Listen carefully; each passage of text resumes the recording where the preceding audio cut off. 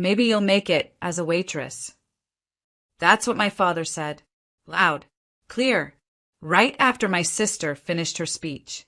He was standing near the buffet table, holding a glass of wine like he was the damn mayor. And half the backyard laughed with him. It was supposed to be a celebration. Sarah had just earned her master's in communications.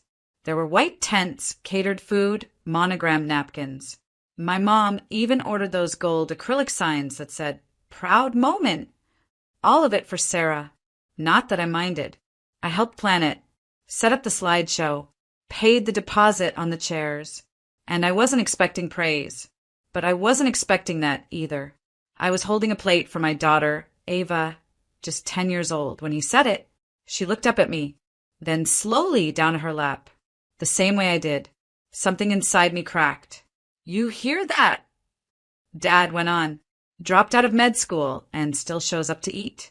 At least she's consistent. More laughter. My mother said nothing, just picked at her salmon like she hadn't heard. My sister raised her eyebrows but didn't say a word. I felt every stare, every smirk.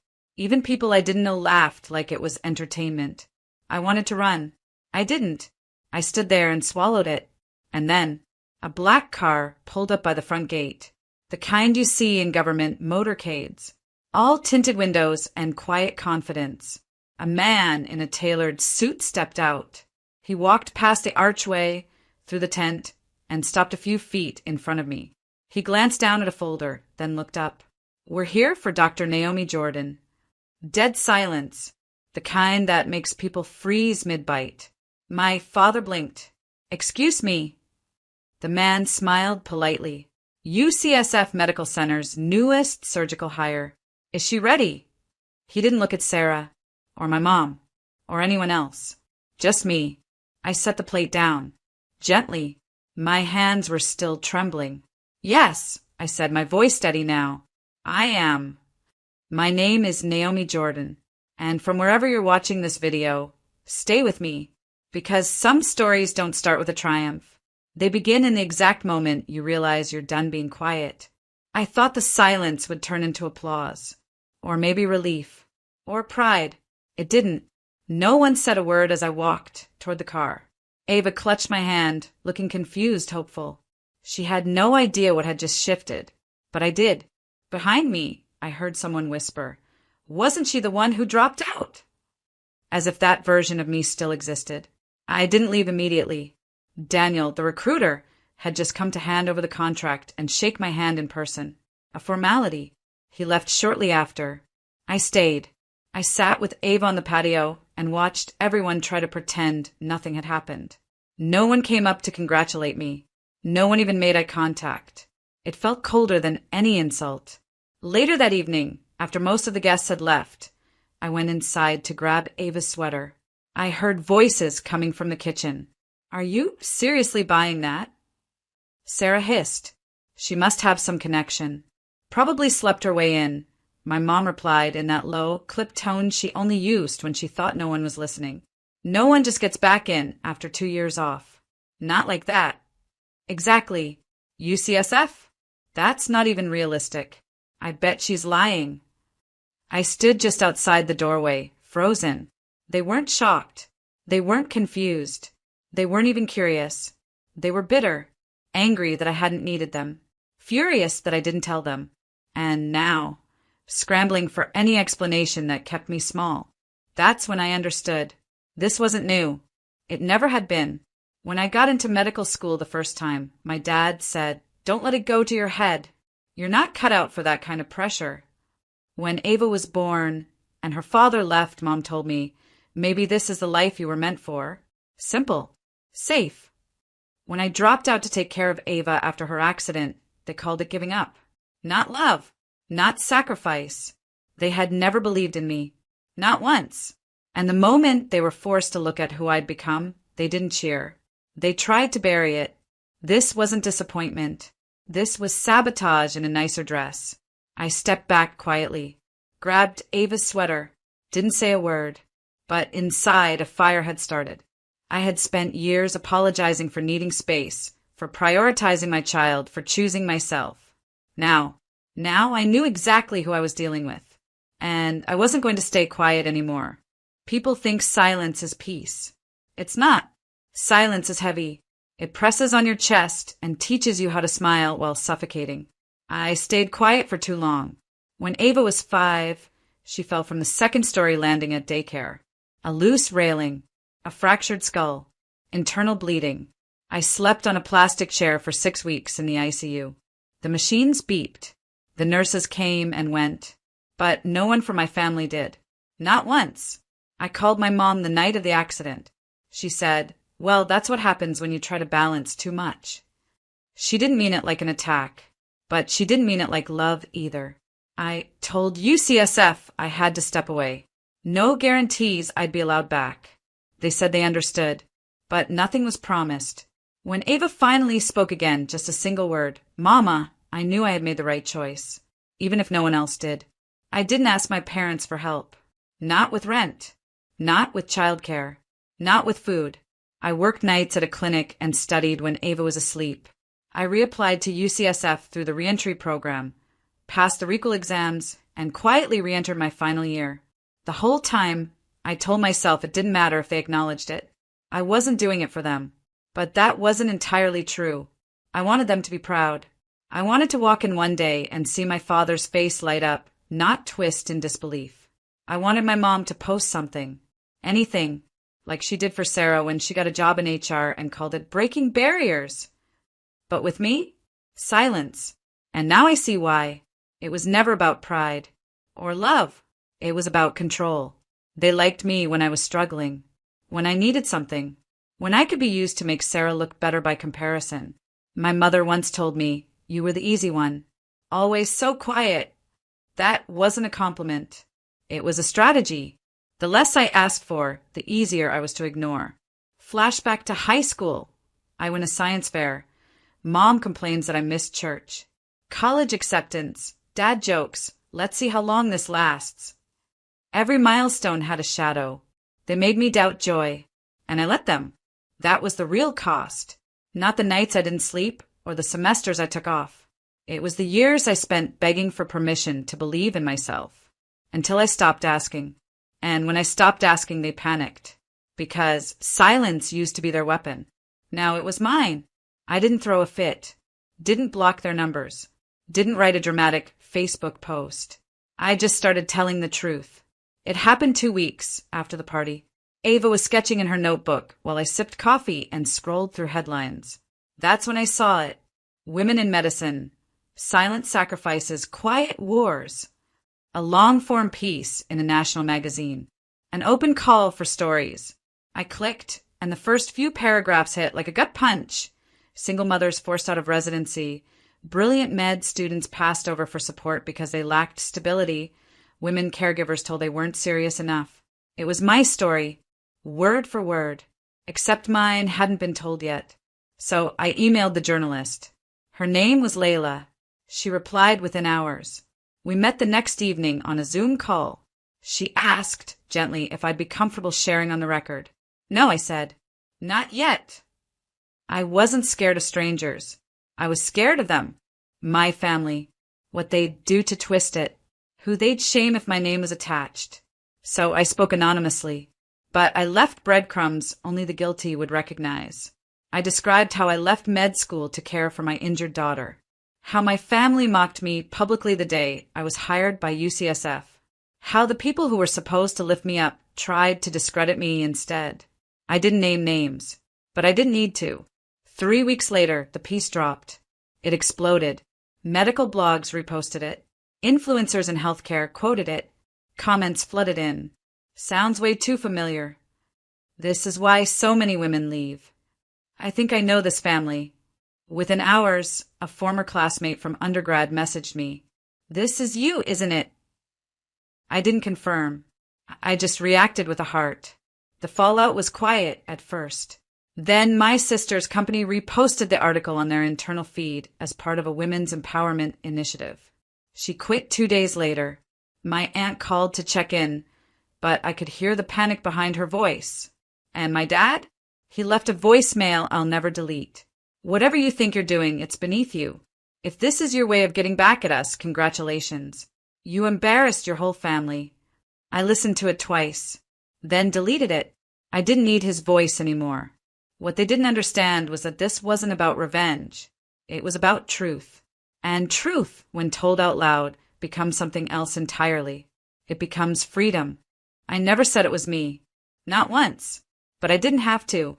The article did something no argument ever could. It exposed what people already suspected. And when people see the truth in their gut, they connect the dots on their own. The first real crack came when Sarah called me.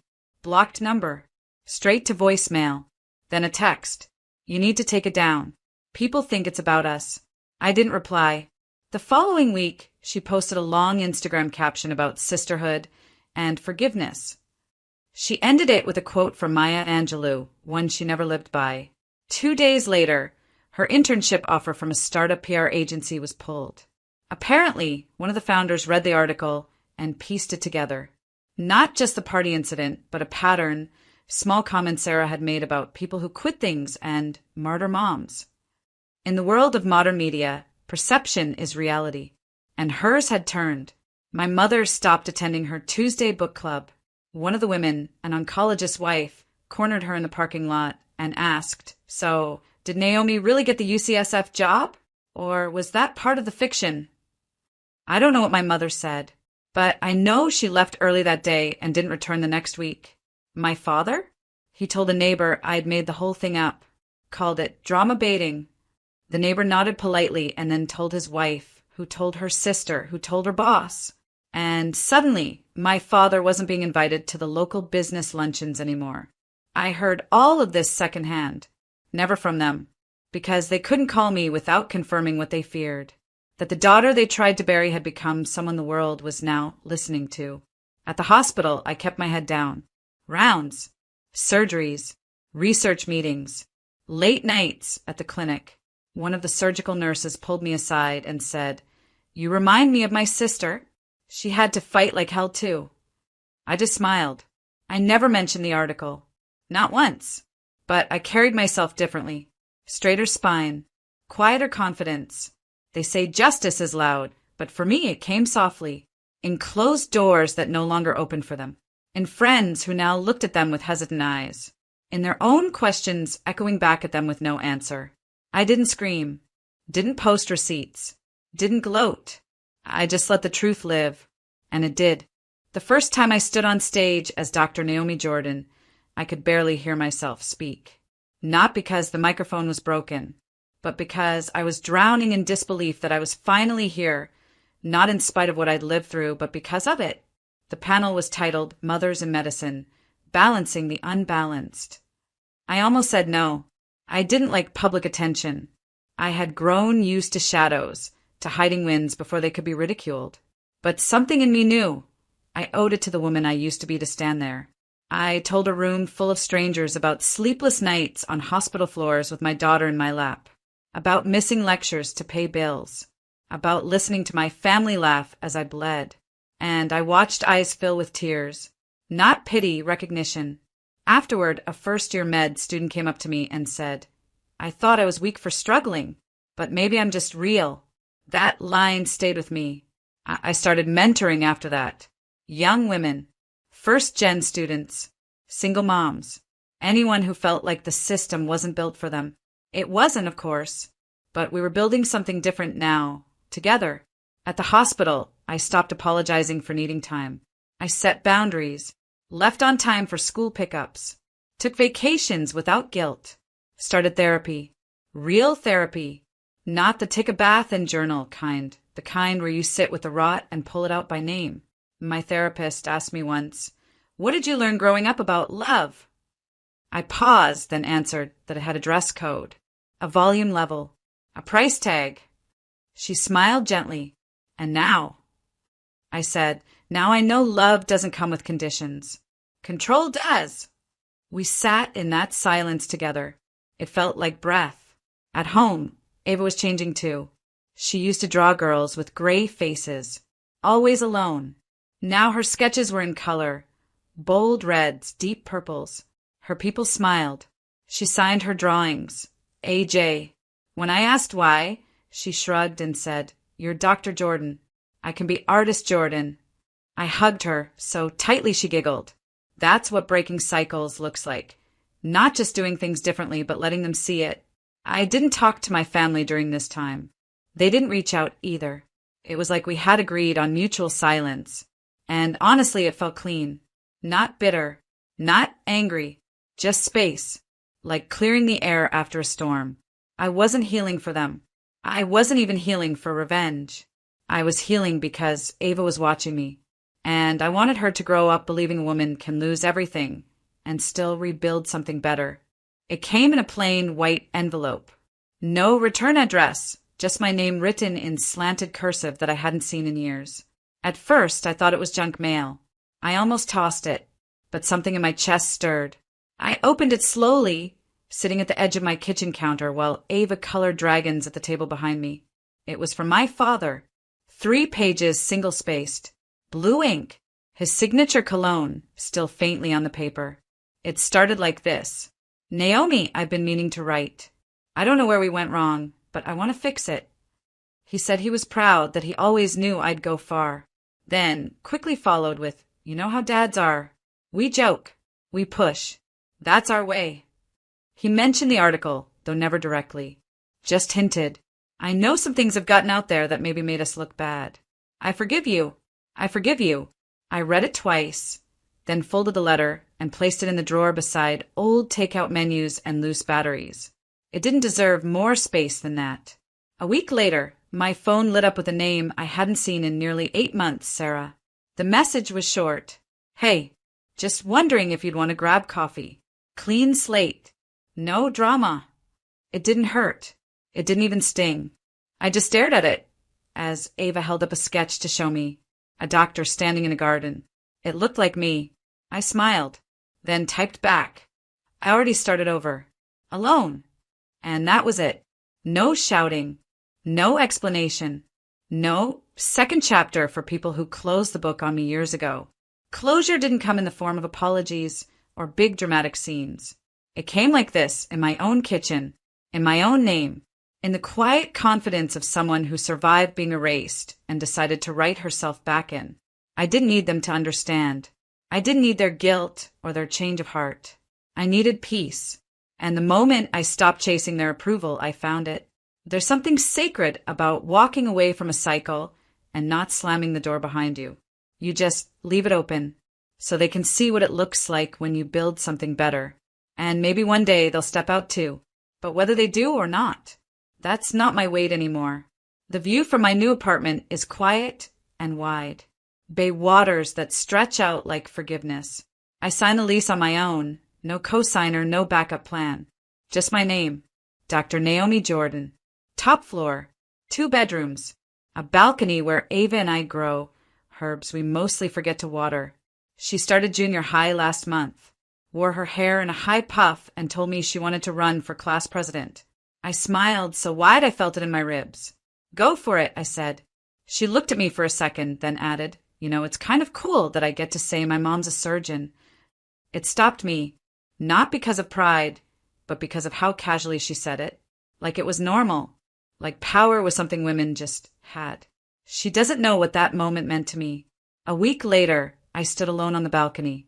September breeze in my sleeves. It was the anniversary of the day I walked back into med school. Scared, tired, unsure. So I lit candle, not for anyone else. Just for her. For me. For the girl who thought being strong meant staying small. And I wrote a letter. "Dear Naomi, you were never a failure. You didn't break. You bent yourself around everyone else until you forgot your shape. But look at you now. Sharp again. Solid again. Home again, not in a place, but in your own skin." I folded it, placed it in the back of a photo album I rarely open. No one else will ever read it. But I will always remember writing it. That's the thing about closure. It doesn't knock. It arrives quietly, in the calm of a life you built with bare hands and a steady heart. My family still exists. They still talk, still gather, still circle around each other like they're waiting for someone to blame. But I don't join those circles anymore. I'm not angry. I'm not waiting. I'm just free. And if you've ever felt like your voice was too quiet to matter, let this be proof. A whisper, spoken with truth, can echo louder than a lifetime of noise.